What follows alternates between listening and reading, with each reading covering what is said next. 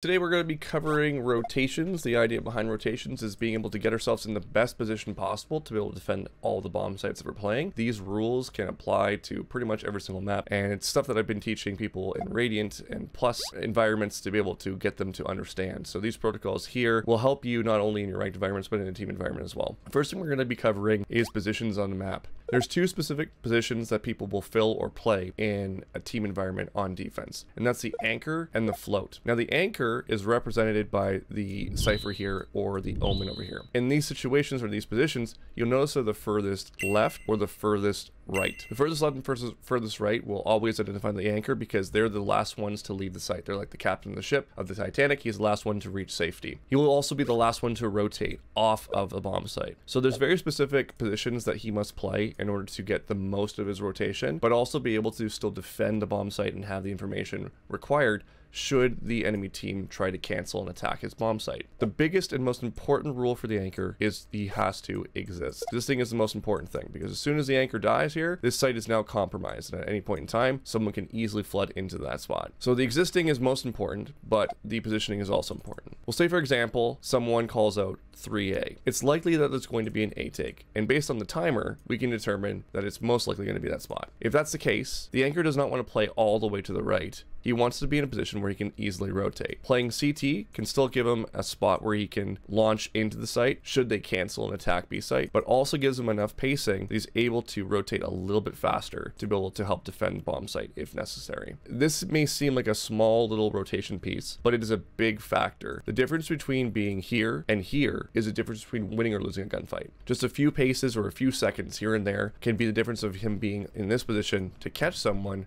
running into heaven or being caught right here on the choke point. So it's very, very important as an anchor to be able to still be flexible in your movement, but remember that you are tied down and pinned pretty much to that B bomb site. Now let's talk about the floats. The floats are the remaining 3 players. So these areas right here are where the floats play. The floats are active. I like to think of them as cardio. They're the ones moving around the map and responding to the communications of the anchors on both sides. And this is important to understand because they need to be flexible with their positioning, and they also need to understand where the fights are going to be taking place. Because if they end up getting picked off, it completely changes the way you play your float position and how you want to be defensible. In this bomb site, or in this map in general, it is so defender-sided. There are so many angles that can benefit you. And it's because it is littered with choke points. Now a choke point is a position on the map where people must funnel through. So the attackers must funnel through, which is a very defensive advantage kind of fight. Can we think of a few choke points on the map? Anything that is a tight crevice. So for example, this area here is actually a choke point. This area here is a choke point. This one here, choke. An entrance over here, choke. All these spots are defensible positions. And if you segment the bomb site into specific fights, 1, 2, 3, 4, for example, you know how to defend those choke points and position based off of those positions. Now, if someone were to get picked off, it forces everyone to back off and play a deeper choke point. And this is important because if you play up close, for example, here, you now open yourself up to an easy flank. So you need to always keep the enemy in front of you and play off relative choke points. Same thing can be happening over towards mid. Technically, you could fight for this space right here, which would be like fight 0, if you will. But the first choke point needs to be this one, going up these stairs. You can fight for this area. The next one is this spot, the next one is male, and the next one is up into heaven. Afterwards, you can always fight for this choke point, which is right here before the jump down into a hell area. Same thing can happen towards B main. If our anchor, for example, were to play aggressive with a teammate, the first choke point is this area, second one could be this spot, and the third one will be right over here onto the B main. Obviously, there's more deeper into the site as well. Getting past this position can be a choke point, and getting past this position can also be a choke point. So you can see how defensible these bomb sites can be. And based on how or what happens in a round, you need to be able to quickly adapt to be able to keep the enemy in front of you, but also find a defensible position that you can defend one of these choke points in. The next piece that we must understand is where do we start our fights? In a traditional sense, and you can use this for any single map, we need to have people defending the obvious entrance to the bomb site. And there must always be some form of eyes on it or sentinel utility to be able to cover it. Now, obviously, if you have more sentinels, you don't have to necessarily put as much resources or people on those specific spots, but the baseline understanding is that to attack the bomb site, you must get past this point. To attack the bomb site, you must get past this point. To attack the bomb site, you must get past this point, and so on and so forth. We need to basically find where they can come from and defend from there first. Now, as we modify things on a map, say like Haven, for example, you're going to need to gamble and be in different spots. And this is where Sentinel utility comes in. We want to be able to place Sentinel utility in certain areas to be able to limit how much our eyes need to take over a specific entrance.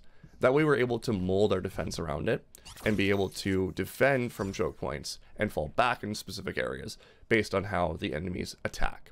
This will allow for stacks in certain areas on the map, such as C or A, to be able to be more aggressive or defensible based on what we're doing with Sentinel utility. How do you know when to rotate? We kind of identified a little bit of this before. Rotations will be cued from communication. It'll also be cued from looking at your minimap and seeing what is going on. If you're seeing clear evidence of an attack on A, you need to start shifting. And there's very specific protocols of how you would shift. We're going to throw omens on the map here to illustrate this point. We're going to go with the example of 3 being pushed on A, and they're in A main right now. So we have 3 in A main. Now the defender, being the anchor, will call out that there's 3 in A main. This will garner a response from everyone. I like to call this protocol the rollover protocol. I used to use this with a lot of high-level teams as a way of teasing them when they weren't in the right position at the right time. It's a nursery rhyme. There are 3 in the bed, little one said roll over. I would used to sing this to a lot of my Radiant teams to be able to get them in the right zone to be able to do this properly, and always help them to identify when they were doing things wrong. In theory, every bomb site can be defended by at least 3 people. And that's because, especially in this map actually, that's because it's basically choke points that you're going to be holding. So 3 people holding the bomb site should be more than enough. A 4th is pushing it to a degree, but sometimes necessary. A 5th is usually overkill, and that's really where the anchor comes in on this.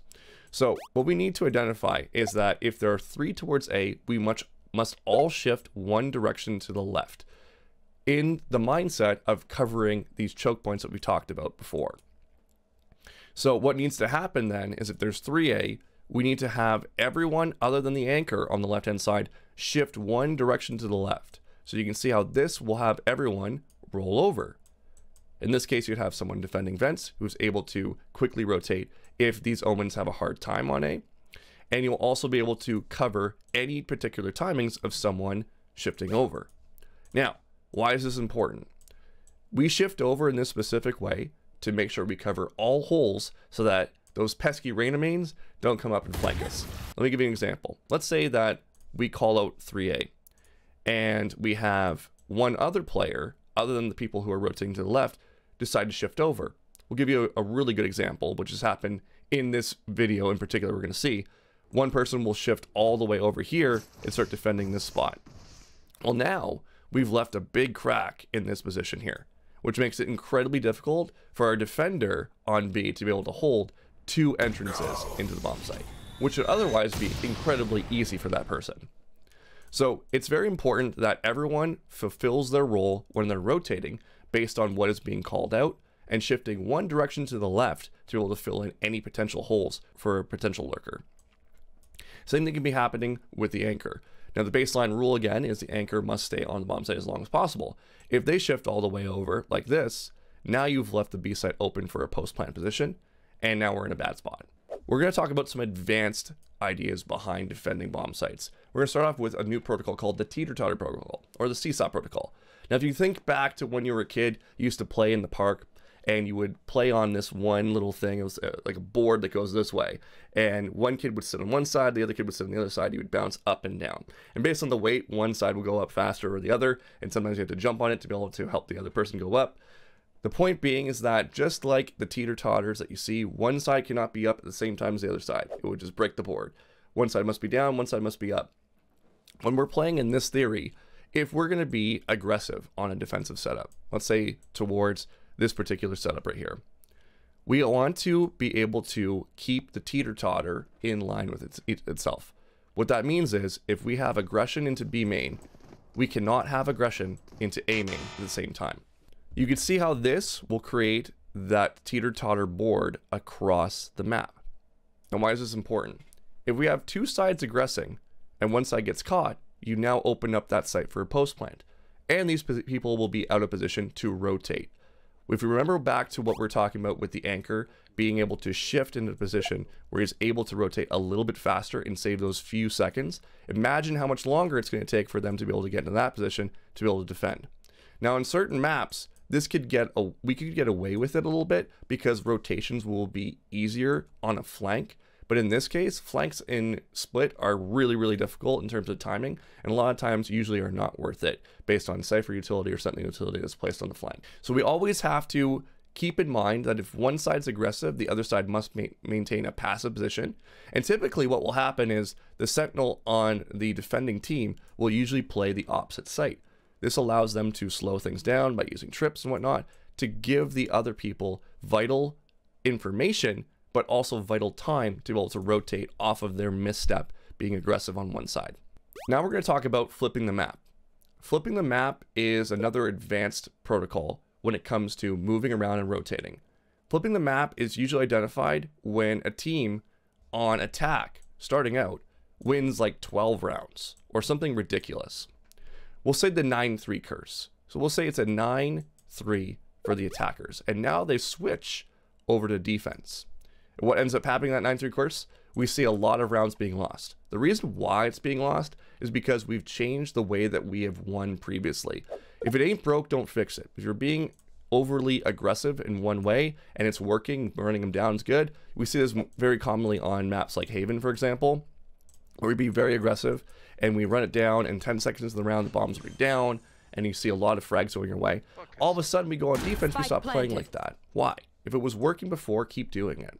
So be aggressive and take the opposite side, because clearly from this side attacking this area, we've been successful. Why change and try to defend from this spot? Flipping the map in general is all about taking space, say like C for example, and starting a flank right away. What this will do is usually cue the attackers to run and post plant right away.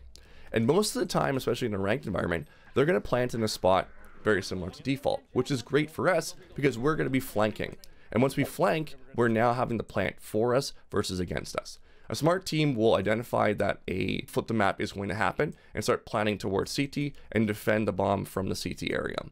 But this is going to be a tough one for a lot of attacking teams because they are preordained and assumed that there's threat in this area, so it's hard for them to take that space. You can already see how a defensive play like this could work. We simply don't play defense. We play attack, allow them to plant, and allow them to have the timer on their side. We've been doing this for the last few rounds already, and it's gotten a 9-3 half. Why isn't it going to work here, right? So continue to think about how we can take this space, be aggressive on an area. It could be 5 people if you want it to be. It could be 4 people. But the point being is if you can have at least one person here defending the spot, you now suffocate players onto this site. This is a baseline idea of how to rotate on a map. I'm open to questions as always. Drop them in the comments below.